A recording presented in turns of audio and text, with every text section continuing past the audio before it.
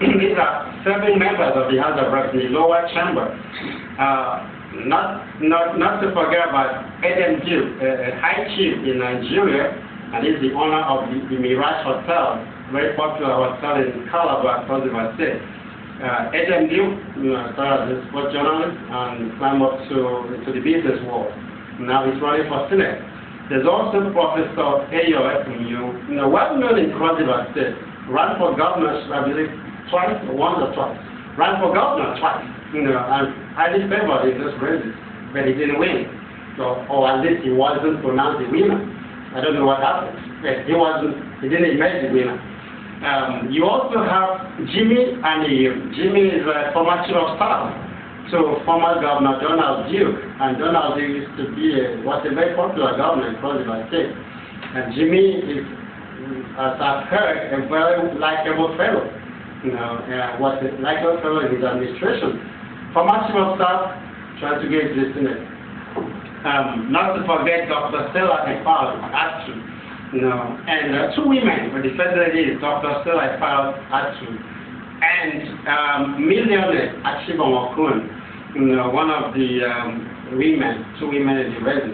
So you are choice. You may want to take it one by one, or you may. Let's start generally. How do you see 7 people challenging Senator Bassi in one handshake?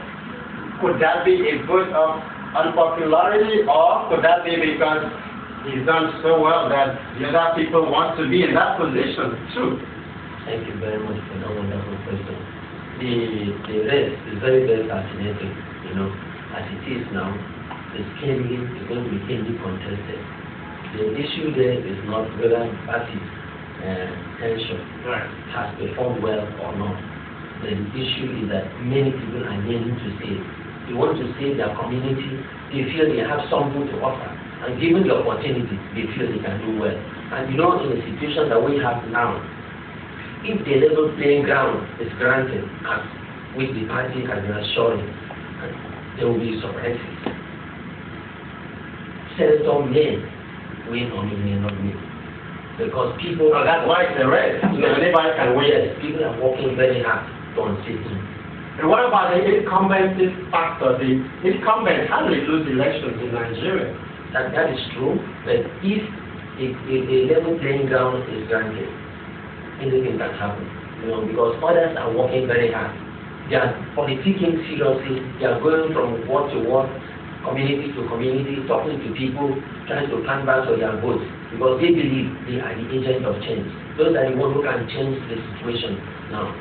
So, having said this, we know the race is not an easy thing for any of them, so they really need to work harder. But I have seen one man who has, from time to time, come to every nooks and crannies of the community, and that is Prince Utu. He's been coming out very often, reaching out to the old, the young, talking to them, meeting groups and all that, trying to win their hearts so that they could support him in the race. Praise the Lord. His poster seems to be everywhere, his billboards everywhere. But let's take it one by one, if you may, so that our viewers, especially our international viewers, can better understand this race. Senator Henshaw, 2 times as senator, going for a 3rd time, and 7 people running against him.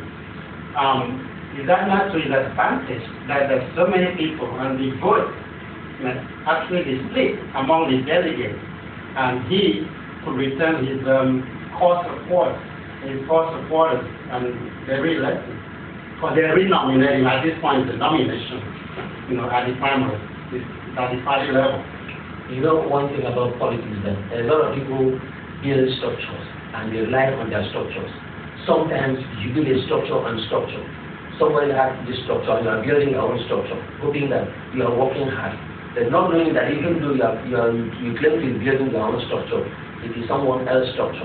It depends on how passionate you may be and how close you may be with the people and how you'll be able to assist in one way or the other. Sometimes they don't even believe in what project you bring to an area, but how you have been able to touch their life, how you have been able to get close to them in time of trouble. When they are in difficulties, you'll be reaching out to them and you feel that they will always support you. And to that extent, it may not be easy for you who feel they are talking only to bring in projects to the area, you know. Let's look at, just briefly, look at them as much as you can. Honorable Prince Basi too, you just mentioned that, you know, in almost everywhere now, you know, canvassing for support. How does the chances of that? In your opinion? Well, I think it is still premature to see that you guys always say premature. People are still working. Right. Others are still working. But after this look at this premature, I'm going to you level. Yes. How does it look? It is only until when the primary is conducted, that is when you know what happens. Because a lot of things, a lot of factors. That's too political. I mean, you know, that's too political. Okay, let's move on to Honorable Alex who comes. What do you think? No, he's a bishop. He's also a bishop.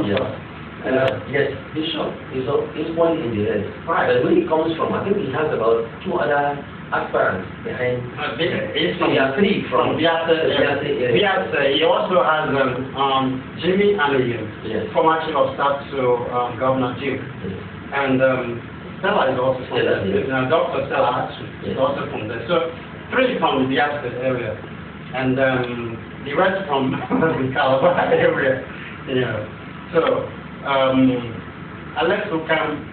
Jimmy and Stella, so maybe you can look at the 3 together. Who has the best shot from the Biafra area? Thank you very much. You know, these days, people say that the charity must begin at home. You know, all of them are from the same area. Then, if 3 of them are from the same area, there's every likelihood that they will split vote, right? They will right from their area. Right. While others will be coming to the shop for vote from their area. This time around, we are talking about the structures and, you know, the geographical locations of each LG. But if that happens, the Southern Central District. If that happens, that should not be as bad as 5 of the other candidates leading their vote in the Calabar area. So they shouldn't be as affected as, you know, the senator and the other 4 from this other area. Let's look at it from this point of view. You know, even within these other LGs, we have LGs for local government areas. Yes. Some local government areas that made of Southern Central District. Right. When you look at these areas, you find out about 3 persons comes from Odupan, that is Legal from Young, Prince 2, and 2 from Odupan area. Okay. Then 1 from Apam area. And then 2 from Apam area. Yes, 1 from Apam area. Then Calabar South, there's another 1 from there. Million? Calabar South is back in this coming. You're right. It's from there. This Million is, I think, Calabar. So you can see now they're spread around all these LGs. So there is likelihood that where you come from, people will tend to support you. Because they feel you are their own and they want to support. So that still we are still in politics. That's my opinion. That's your opinion. And let me before we celebrate, let me remind our viewers watching, both in Nigeria and internationally, that they can join us and we'll take their emails and their text message when we come back. The email address is mail@politicsoneonone.com. Mail@politicsoneonone.com. And then for your text messages, you know, you call at 0816-461-0200. That number again, 0816-461-0200. Internationally, you call and you dial +234-816-461-0200. Again, outside of Nigeria, +234-816-461-0200. We'll take a break, and when we come back, we'll take some of your emails, 2 or 3 emails, and then your text messages. We'll be right back.